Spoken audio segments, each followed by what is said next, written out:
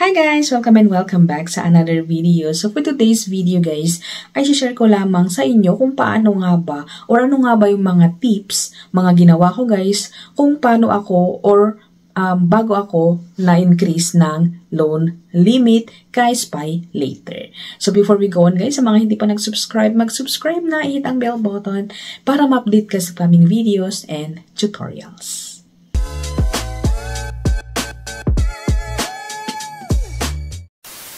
Welcome and welcome back sa another video guys. So for today's video nga, i-share ko sa inyo kung anong mga ginawa ko at paano ako nagka-increase sa SpyLater. Ayan, so ngayon ay i-share ko sa inyo na ako po ay na-increasean na naman ng loan amount sa SpyLater. So from 18,000 guys, naging 21,000 na ngayon. Ayan. Sabi sa screenshot guys, ayan, makikita nyo sa screenshot na sabi dito, congratulations, your limit has increased. Ayan, so from 18,000 nung mga nakaraan ay naging 21,990 na ngayon mga kaibigan. O, diba? Medyo malaki na rin sa akin guys kasi nga, hindi naman tayo basta-basta mag-increase or hindi naman tayo basta-basta increasean. So, share ko sa inyo yung mga ginawa ko guys. Kaya ako nabigyan ng pagkakataon na tataas yung ating loan limit. So, kung pansin nyo guys sa screenshot ko, so ini-screenshot ko siya, meron dito yung how to increase your credit limit. Ayan. So, una ay make repayments on time. Ensuring timely repayments means better credit record which can lead to higher limit. Ayan. So, yun na nga. Sa pagbabayad guys, dapat talaga 100% po tayong hindi madidelay. Ayan. So, si SpyLater guys ay mag-detect siya or magsisend siya ng mga messages, ng notification sa Shopee guys 3 days or 5 days before po yung ating due date. So, mangungulit po talaga sila. So, everyday po yan until na sa ating due po talaga na nagre-remind sila. Ayan. So, lagi silang nagre-remind. And for me guys, hindi po talaga ako na late sa pagbayad sa kanila kasi nga ang laki pong tulong ni SpyLater sa akin guys kasi ngayon ang ginagamit ko ngayon sa mga orders ko. Ayan, of course sa mga orders ko kasi minsan pag hindi ka nagbabayad or hindi nababayaran yung mga item ay hindi na lang dinedeliver ni rider dito. So ang kagandahan pagbayad po ang ating orders ay i-deliver at i-deliver po ni rider sa atin. Ayan, so unang tip guys is magbayad talaga ng due date natin. Pag due date na po natin, magbabayad na po tayo. Ayan. So next guys is frequent use of SpyLater. You can further increase your credit limit the more you use SpyLater. So basic na yun guys, the more you use SpyLater sabi dito. So ayun na nga, at natatawa na lang ako minsan sa account ko sa Shopee kasi nga yung account ko is nasa platinum na po. Kung pansin nyo sa account ninyo is nasa taas, sa may tapat ng pangalan nyo, meron din yung silver, ganyan, kung silver ka, kung paminsan-minsan ka lang paminsan-minsan ka lang gumagamit sa Shopee, ganyan. Pero sa akin nga talaga is platinum na. Nung naklik ko yun minsan, nakita ko na talagang naging platinum member na ako ni Shopee kasi halos doon na po talaga ako nag-order ng mga gamit.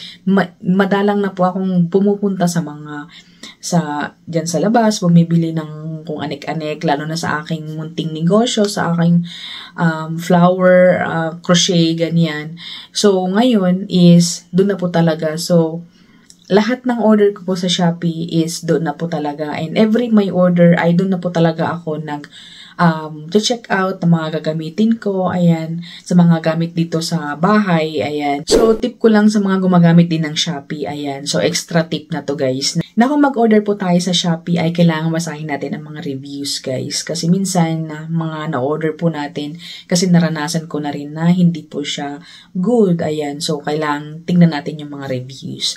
Back to the topic guys, ayan, frequently po ang paggamit natin kay SpyLater para ganun is mabilis po silang magtaas. Kasi nung first time ko po siyang gamitin ay matagal po siyang nag-increase, mga 10 months or basta talagang months ang talagang palugit bago niya ako binigyan ng increase na 5,000 or 10,000 yata. Hindi ko na ma-remember kasi last year pa yun, guys. Pero ngayon, sunod-sunod na ang aking pag-increase or ang pag-increase ni SpayLater sa akin, guys. So, ngayon ay talagang tumaas na naman siya ay naging 21 ay na yung aking loan limit.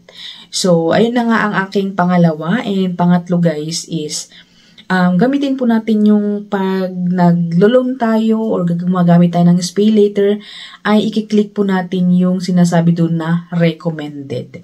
So, may mga naririnig ako, guys, or nababasa ako sa FB or napapanood ka sa YouTube na kung gagamitin mo daw yung nakalagay doon na recommended ay mas lalong mabilis ang pagtaas ng ating loan limit. Ayan. So, yun po ang pangatlo. Ayan. So, use yung recommended na kung paano tayo magbayad. Kasi meron doon yung 3 months or 6 months or 1 year.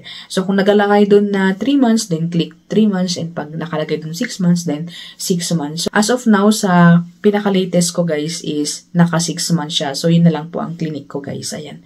So, kung nagtataka kayo, guys, kung sa mga previous na video ko about SpayLater ay medyo maraming may loan sa October, November, and December. Kasi nga po, napipili ko talaga kung anong nire-recommend ni SpayLater sa akin. So, ayun na nga, guys. And sana ay may natutunan kayo sa video ito sa mga nagbabalak na umutang kay SpayLater, kung paano umutang kay SpayLater, ay meron po dyan. Scroll nyo lang sa yung mga video ko. Andun po yung mga steps kung paano umutang sa kanila. And ang kagandahan din sa kanila, guys, ay very minimal po ang interest nila. Ayan. So, napakaliit lamang po ang dagdag sa ating mga inuutang na mga item sa Shopee. Ayan. Ayun na nga, guys, sana ay manatunan kayo sa reviews, ayan, sa aking pagbibigay ng tips sa mga baguhan, guys, and sa mga naghahanap ng mga kung paano nga ba nila tataasan yung mga loan limit nila sa SpayLater. So, yun na nga, and see you on my next one, guys. Like and subscribe.